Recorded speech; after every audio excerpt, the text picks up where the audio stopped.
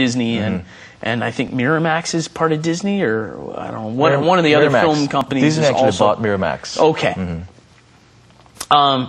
So, and he was looking into maybe teaching some of the skills over here, but he said that, or we asked around, and they said that, well, CG doesn't pay a lot of money. It's not a big salary in Korea. No. So, because people don't want to pay, but what happens is, instead of, because nobody pays the CG experts money here in Korea, you end up having to spend that money in America instead, right? That's one reason, but the more important reason that we sometimes go to America to get this high quality CG is because America, because of its market size, is too big, very big. So they have all kinds of movies being made all the time. Right. Like creature movies, we haven't done it before, but they have done it a lot. So they have more experience. Knowing how to do it and actually doing it is different. Yeah. So sometimes we have to go to the person who've done it a lot, because we cannot afford any mistake, because we're not talking about just a few penny here. Right. Right. Right. Right. Very interesting point. And that's what it's about, the size of the market. That's right. And then what happens is the rest of the world all goes to that place. That's right. That's right. If it is that, Korea is the country who's been constantly creating, producing CGI packed movies, then Korea could have been the one everybody is looking for whenever they come up with CGI movies. Maybe that day will come. Maybe that day will come. Yeah. We'll see. So, what do you think? Is there specific differences between a Korean audience and an American or Japanese audience, or some of the other countries that the host played to? Or was there any countries where the host came over, or some of the other films you worked on, they were really successful in Korea, or they did very poorly abroad, or vice versa? They did really well abroad, but they had less success in Korea. It's the global trend about film industry is getting more and more localizing. So you make your own film in Korea and you consume it in Korea. You make your own film in Japan, Japanese consume it the most. Yeah.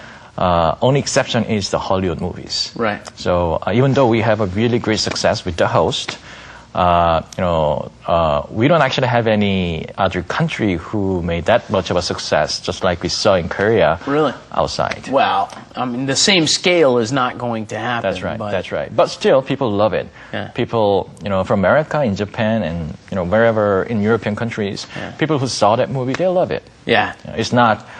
It's only that doesn't lead to the box office result over that particular country. Okay, so I also want to talk, though, about the fact that Korea, I think, has an image problem. And one of the big ways that Korea can overcome its image problem is through movies, through these films that you guys are making.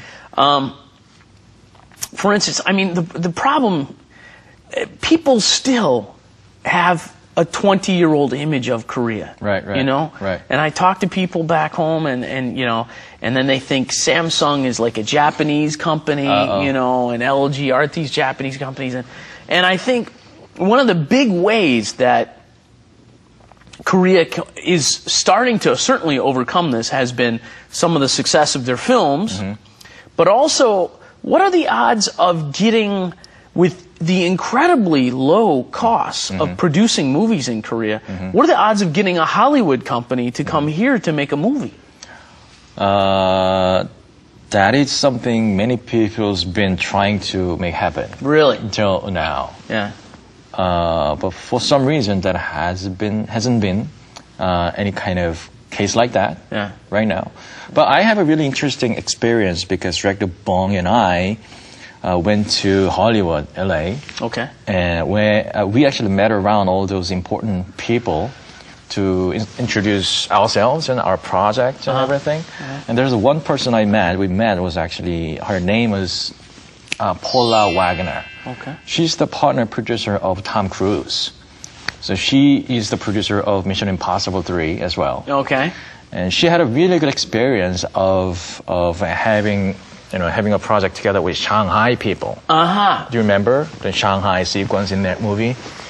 So as soon as we, introduce our project 설국열차 to her, right. the first question she came up with actually, so where are you going to shoot that? So we told her that we don't know. We're going to decide after we have the script. Right. And she told us that, so you should shoot that movie in Korea. Okay. Even though that movie is almost like a Hollywood movie because about like 70% of the language is English. Really? And the main character is from either from America or England, whatever the Western world. So we all understand that the outlook of that movie will a lot like Hollywood movie. But still, she thinks that shooting this movie in Korea is better idea than in Hollywood. Well, that's good to hear. That's right. So that actually means that those producers in Hollywood as well is looking for those places that can shoot the movie at a cheaper price. So they came up with this special term called a runaway production. Oh, really? Yeah. Runaway production means that those are Hollywood movies shoot outside of North America rather than inside North America. Right. But shoot one sequence in Canada and pretend it like a New York, pretend it like an LA, something like that. Because they do it even though they have to pay those travel and everything, but still it's cheaper. Still way cheaper. Yeah. That's right. 여러분도 저도 배웠습니다. Runaway production. Runaway productions. You got a Korean word for that? What would you call a runaway production? 해외 로켓. 연출? 해외 로켓. 해외 로켓? Okay. But runaway production, that phenomenon itself was really taken really, really seriously in North American film industry because that actually means that they're spending their money abroad. Yeah. It's becoming a very small world, isn't it? That's right. It's just, you can travel abroad to make your movies now very easily. You can travel for your medical care. I mean, it's becoming one world market. That's right. Not only for the location, because you asked me earlier about the CGI in Korea. There's one Hollywood movie who did all the CGI in Korea. Really? It's Forbidden Kingdom. Forbidden Kingdom. Yes. With Jackie Chan and Jet Li in it. And they exported all their CG work into Korea. Yes. So we had about 4 to 5 Korean CGI companies who worked together on that one movie. And I'm sure that improved the skills, of course, of the people who were working on that movie. Huh? Even though it's a Korean CGI company with a lot of Korean staffs, the VFX supervisor, VFX producer is from America. So this next movie.